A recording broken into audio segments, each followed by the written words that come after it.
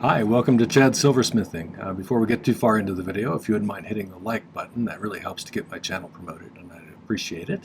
Today I'm going to do something with this kind of cool little five-sided agate that I've had for a long time.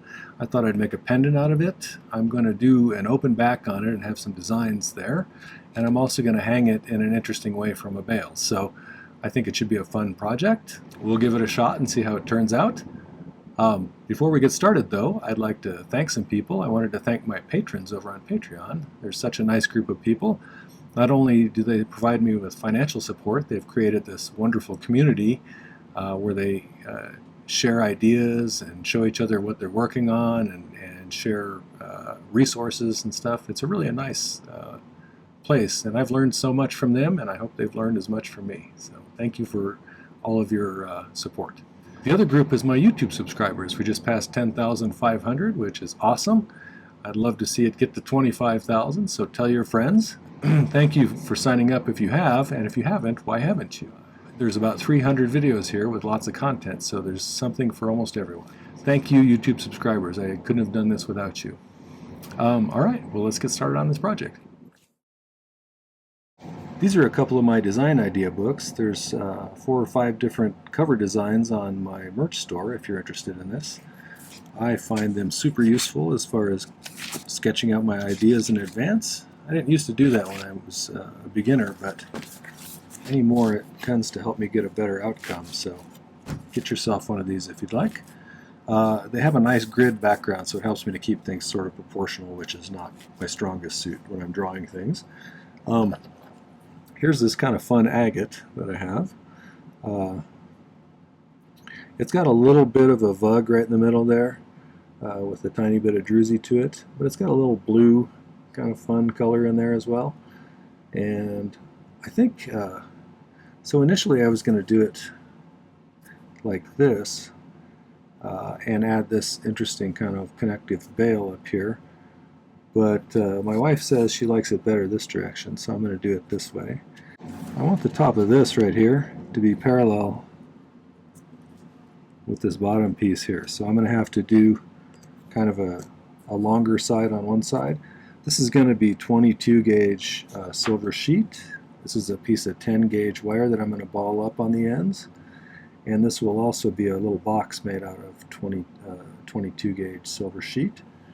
I'm going to make it about 4 millimeters tall, and we'll drill a hole through it after I make it into a square. And in this one, I've already made this one to make sure it would work with this particular stone. And then on the back, we're going to do kind of a frame design. It'll have just a ledge on the outside made out of 16 gauge square wire. And I'm going to do a little design to kind of mirror the shape of the stone in the middle, just to do something different. I thought about doing, sometimes I've followed the agate's design when I do something like this, but I think for this one I'm just going to do something kind of that mirrors the shape and goes from the corners. If you're in the metric system or not in the US, 10 gauge round wire, which is going to be this piece, is 2.59 millimeters. 16 gauge square, which is going to be the bottom part here, 1.29 millimeters. The bezel I use is 3/16 inch tall, and that's 4.76 millimeters. And then the 22 gauge sheet I'm going to use for this is about 0.66 millimeters thick. So I think first we'll make a bezel for this guy, and then we'll start doing the little base out of the 14 gauge square wire. I'm going to use 26 gauge, which is a little bit thicker. Actually, let's keep this here. File the end flat.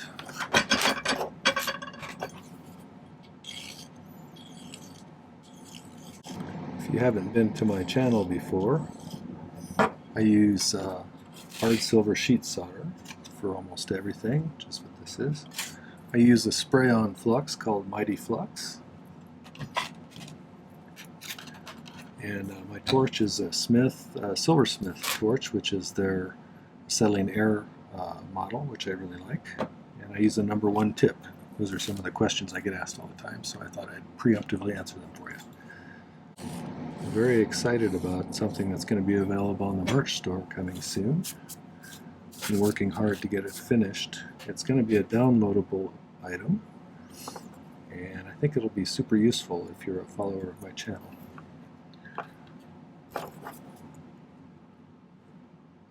So I'm going to put the end point of the bezel somewhere on one of these long sides. So I'm just going to start by making a sharp bend here, and then we'll work our way around that way.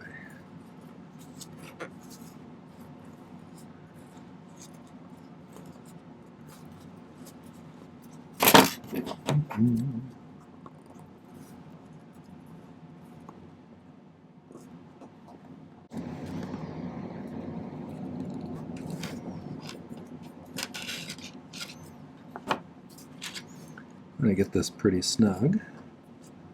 Don't want to have a lot of excess space there. I've been staring at this agate for a few years. I'm glad I'm finally going to use it for something.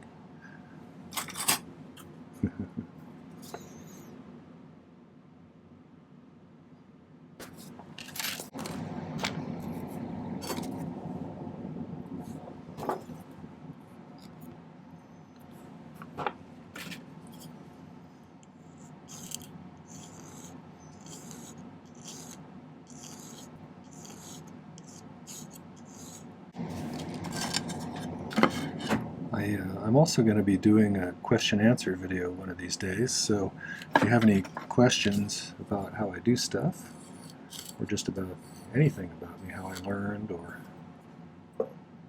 my philosophy on things, feel free to leave a question in the comments, and maybe I'll answer it in my question-answer video pretty soon.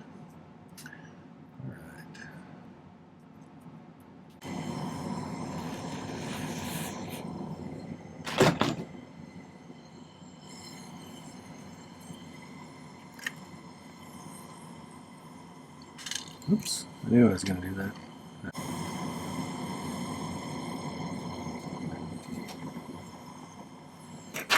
There we go.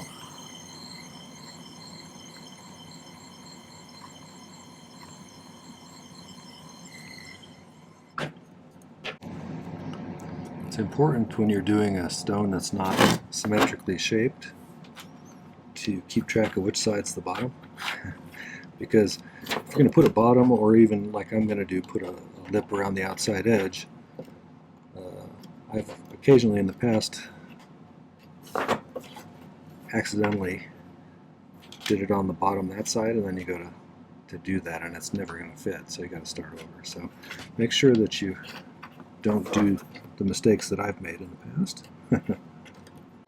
Alright, so I think same way that I did the bezel, I'm going to get this relatively straight. I said this is 16 gauge square. That would be a good size for this particular stone. I don't think I'm going to need to, sometimes when I'm making sharp corners I'll file a notch in this so that it bends more sharply. I don't know that I'll need to do that for this one, we'll see. So I'm just going to kind of, like I said, go in the middle of this side over here. Let's make a sharp bend. You have to be careful with square wire, it tries to twist on you. That's pretty close. Sometimes I use a marker to keep track of where the bends need to go when I'm doing something with multiple angles on it. So we're going about right.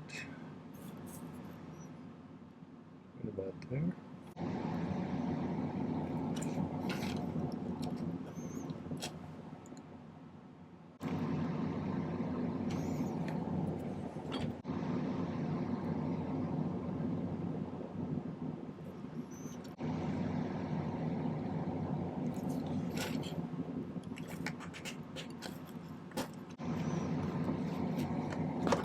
I'm going to mark this just a skosh long, and then we'll file it down to where it fits nicely in there. I'd rather have too much than not enough and then have to, restart or add some more. So let's cut it off there and then file it off until it fits perfectly.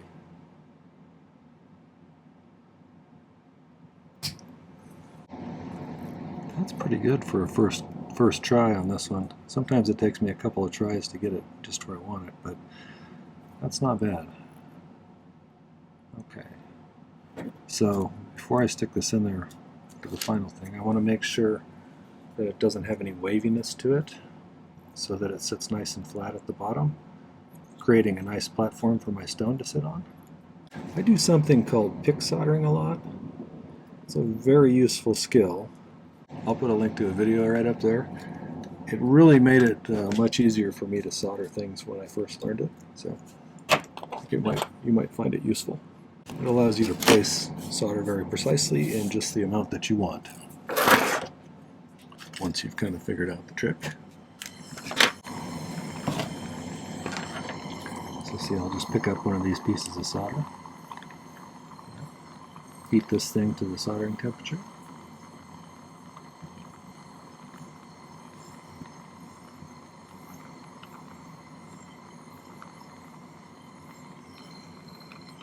Just touch it there and just jump on. So the easiest way to solder something like this in is just to set it on top of some pieces of solder after you flux it.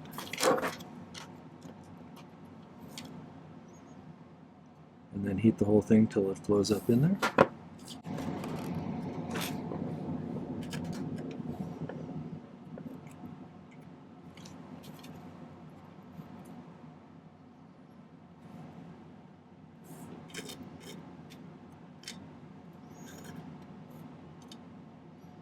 That looks pretty good.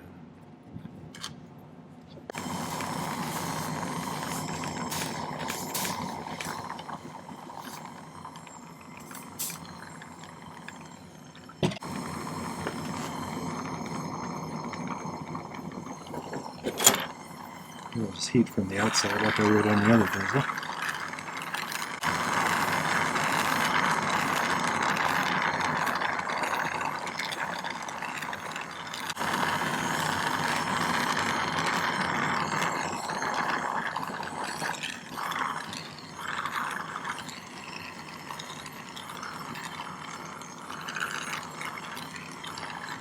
Well, cool that off and take a look at it. I had to run outside. There was a big lightning strike near it said 0 miles away from our house, and I was out checking the backyard. We have a low spot in our backyard that will puddle pretty deeply, and then when it does, it starts to seep into the basement a little bit. So I always set up a pump out there if it starts to get deep. And when I was out there, that lightning bolt struck and scared me pretty bad. It was pretty close. So, but I'm gonna go ahead and file this now. So if I look more and more disheveled as this video goes because my hair gets wet, I apologize in advance. I always do this to make sure that I don't have any gaps where the solder didn't flow. I think we got it pretty good. And I didn't solder it upside down, so that's good. Now,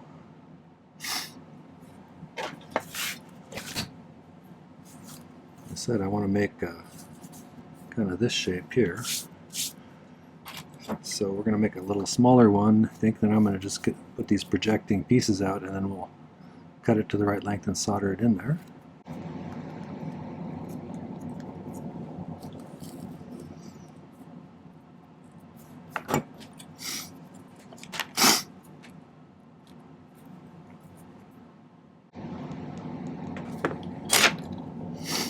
I might file a little notch on this one to make it bend sharper. You can see what I'm talking about.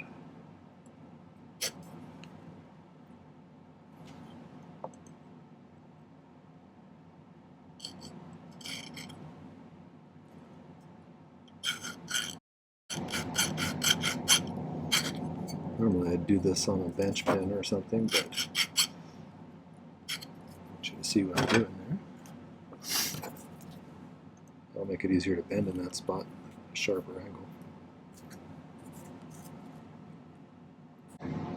That's pretty good right about there, so let's cut it off, file it down, and solder this. Those ones where I cut a little notch, I'll put a little bit of solder there to make those kind of permanent bends. Let's do this way, so.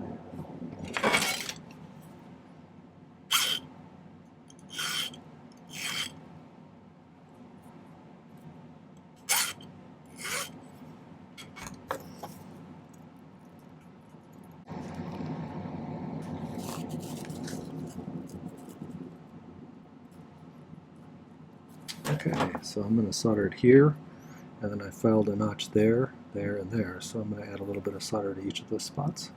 And then we'll flatten it out a little better.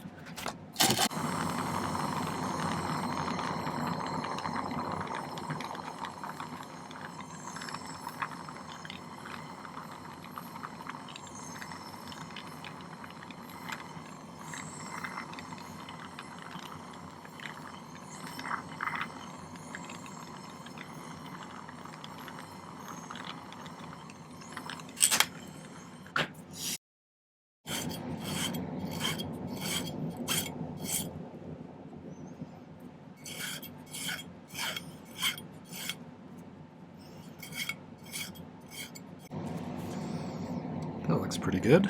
So I'm going to use my purple one since my black one is not working very well. Let's make a mark wherever I want to solder a little projection out of there.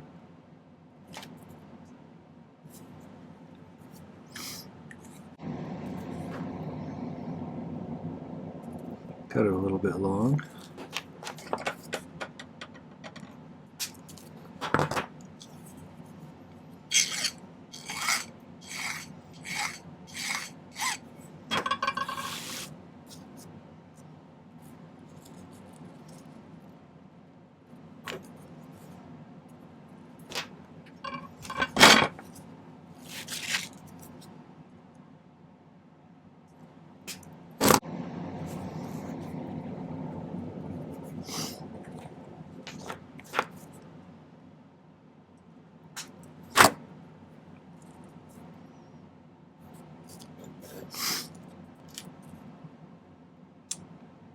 Alright, so I'm going to file a little flat spot on each of those areas to make sure that I can get a good connection on those, particularly up at the top here, these corner ones, because they're kind of more sharp.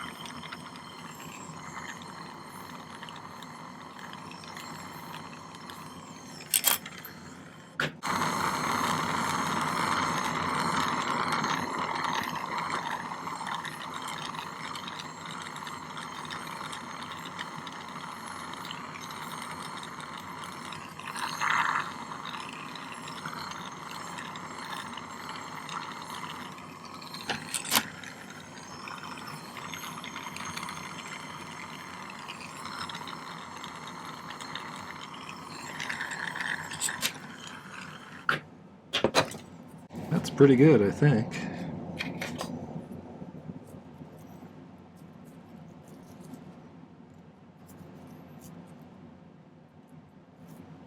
We'll just have to cut those off at the right length and solder that thing in. So in order to get these cut exactly so they fit in there nicely and don't have any gaps, sometimes what I'll do is I will color the tops of these with purple or whatever color marker I have around.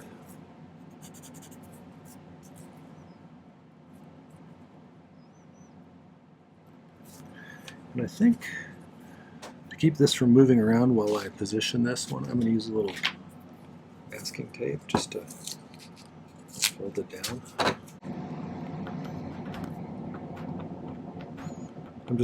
I know you can't really see what I'm doing right now, but I'm just scratching where it crosses over so that we have a mark, so I know where to cut these off and file to. That should get us pretty close.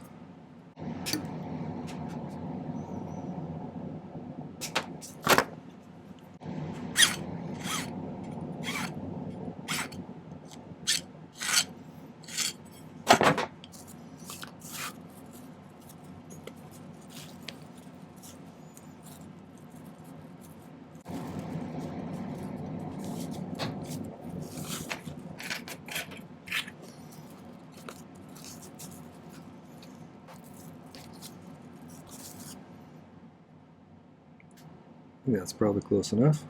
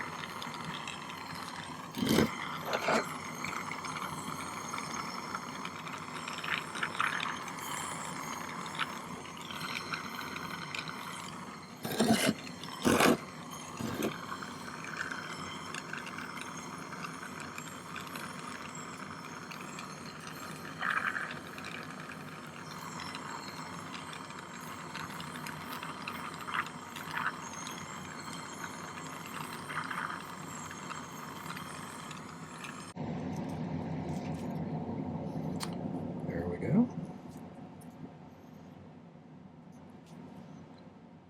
And then, so here's what I made in advance. I made this part in advance here. And this is a piece of 10 gauge round wire that I balled up the end a little bit. I drilled the top of this. And I also soldered this at the corners here where I file a notch in order to make it a sharp bend. So now we should be able to cut this off so it's parallel to. So one thing I don't want to do, since I want to be able to set the stone, is if I solder it down like this, it's going to take it all the way to the top. So I'm actually going to solder it down here a little bit. And to do that, I think I'm going to use a magnesia block. So if you haven't seen those, they're these sort of things. They're a little bit softer surface. So if I want this to be sitting lower than the rest of it, I need to push this into the pad a bit so it sits down lower. So let's do that. Sometimes I use a ring mandrel or something heavy to kind of put force.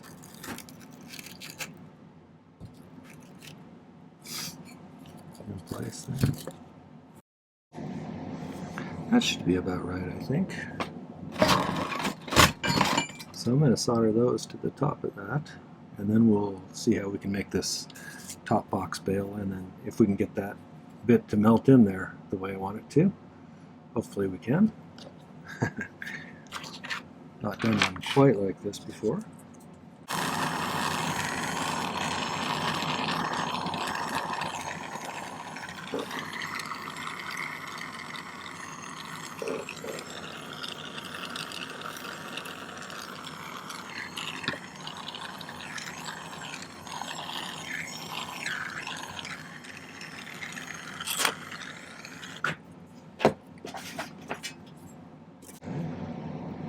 What I'll do once I have the other piece put on here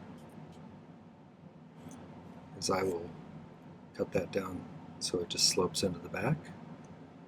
But first, before we do that, we have to make our other box, and it needs to be pretty much the same width.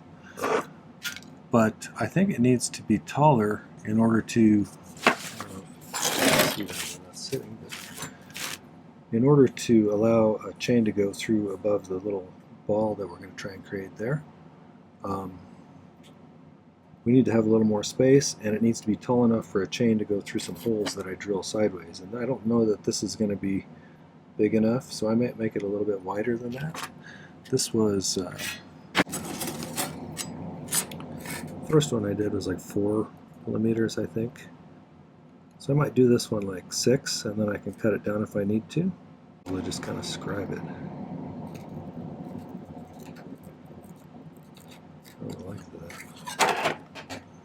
And we'll just cut that off. So I think for this one, if I make a mark right about here, mark right about here, and I think then we can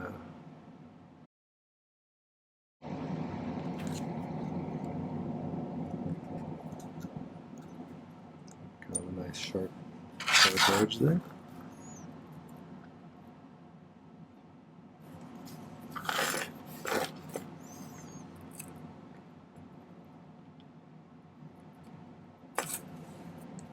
I think I made this line a little bit too far that way, so I'm going to file it just a skosh inwards.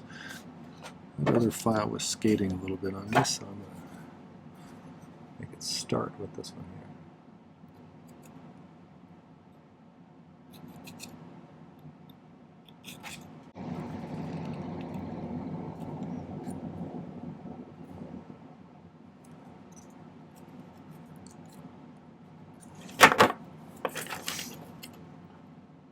I think that's close enough. So now one of the things I need to do is I need to drill a hole in the center of this. So let's figure out where the center of that is.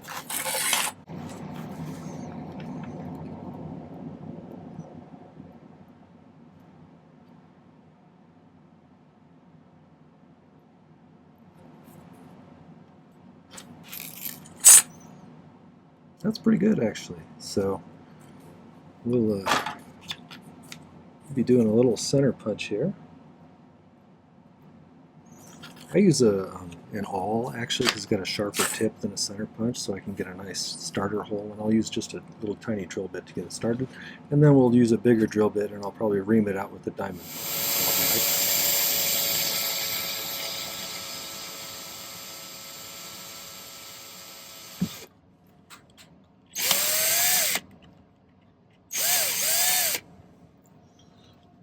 So this is going to be just a little bit too small for that wire.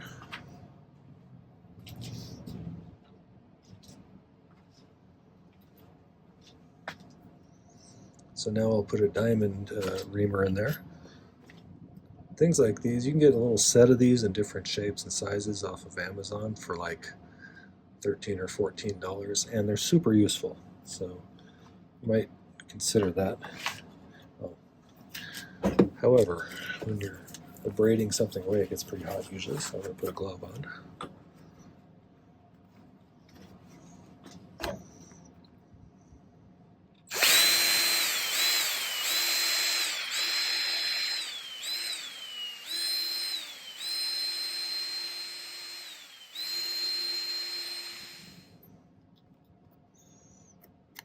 Look at that.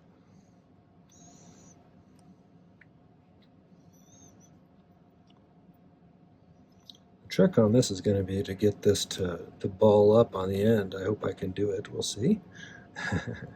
Before we do that, though, I need to decide how tall it's going to be. So let's go back over there and figure that out.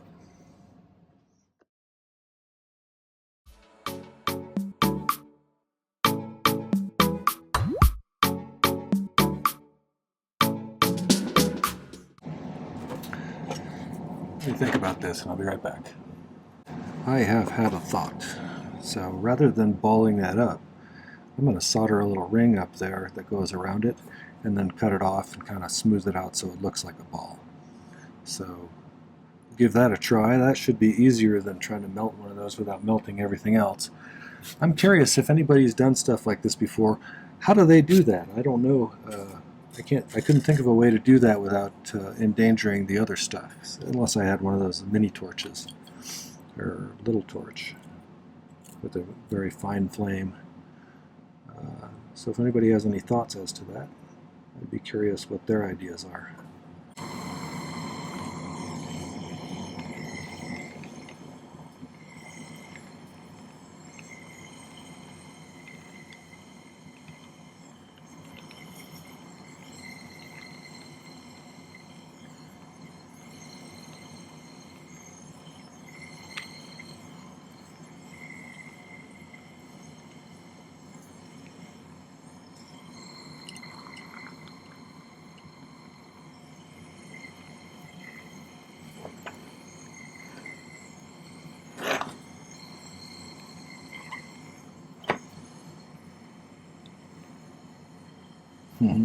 That could be a problem.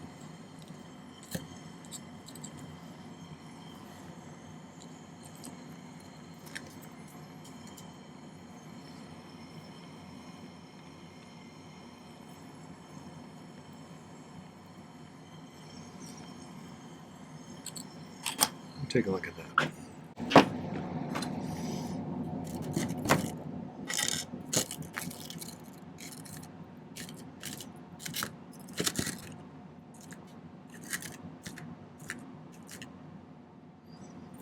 We can get that to move just a little bit that way. I think I'll just leave it be.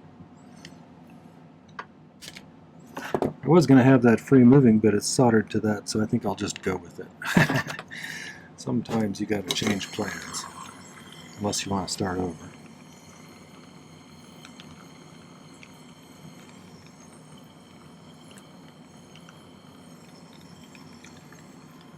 That looks a little straighter. I think that'll be okay. Solder that closed. I'm also going to solder here, here, here, and here.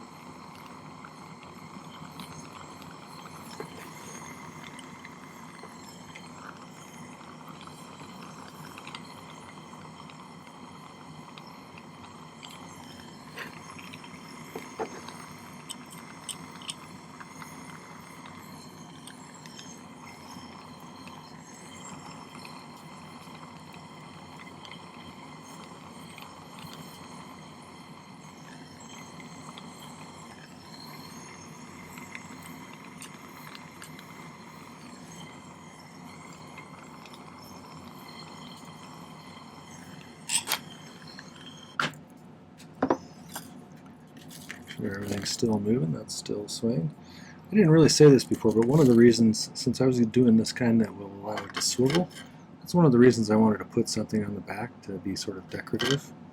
Because as you move, it'll probably turn around sometimes, and you don't want it to just be a blank, boring back. So, all right, well, I'm going to drill that and pickle that, and then we'll call it a day after I show you the stone setting at the end.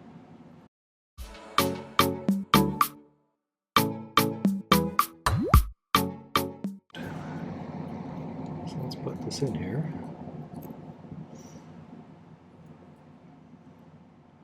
Now on pieces that have kind of sharp corners like here and here, if I feel like I'm going to have problems getting it to lay down over the stone, like this one in particular sticks out a little bit.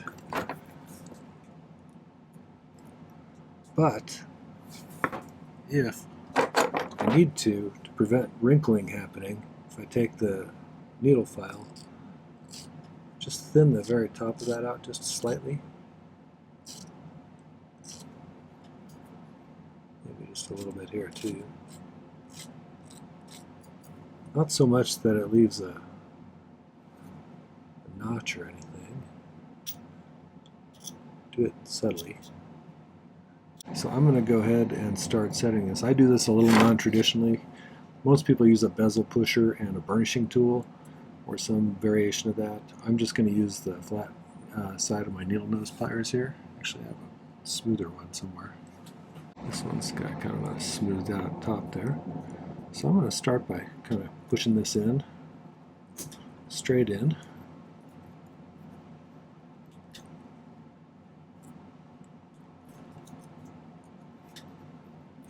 And then I'm going to start going over on the corners like that. It's going to try and push the excess to the sides. Then I'll go back and push those in too. And then the last stage is I'm going to use the rounded outer part of the chain nose pliers here to rub that top edge.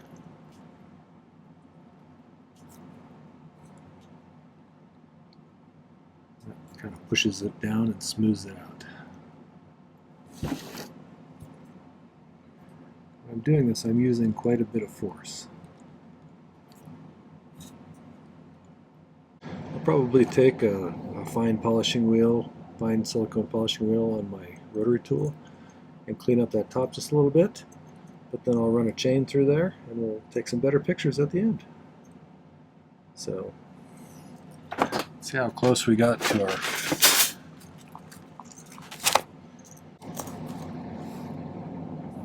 pretty close. Had this little modification I made up here, and that's fine. It still works just fine. I just don't have quite as much movement. But it's probably stronger in the long run this way anyway, so sometimes maybe we can call that a happy accident, right? We used to say that, Bob Ross. There's no mistakes, only happy accidents. Okay. Well, I think it turned out well. I hope you enjoyed it. All right, well, that was the fun kind of five-sided agate project. I'm not quite sure what we're going to call it yet, but I hope you enjoyed it. If you did, make sure to hit the like button before you leave, and then take a moment and look at some more of my videos. I have 300 plus videos now. There's a playlist page that is a useful tool for navigating all of the videos. If you're looking for just pendant projects, there's a list for pendants. If you're looking for projects with prongs, there's a list of projects that all have prongs. So check those out, peruse them, and make sure to subscribe to my channel if you haven't yet. I'd love to have you as a subscriber. The other thing is, check out the video description down below. There's some important links. There's a link to a video about safety, because safety is important. There's a link to my merch page if you want to get one of those nice design idea books. Soon there will be a new surprise on the merch page, so keep checking back. There's also a link to my website if you'd like to get some jewelry. I have some jewelry for sale there. There's a link to the Buy Me a Coffee page, which is a way to give me a small infusion of cash to help me buy some supplies, which I go through pretty rapidly with 3 videos a week. So if you want to do that, that's a great way to do it. And finally, there's a link to my Patreon if you want to find out more about that and become a part of that group. So I'd love to have you there too. All right, well, thanks for watching. I hope you enjoyed it. Take care. Happy silversmithing.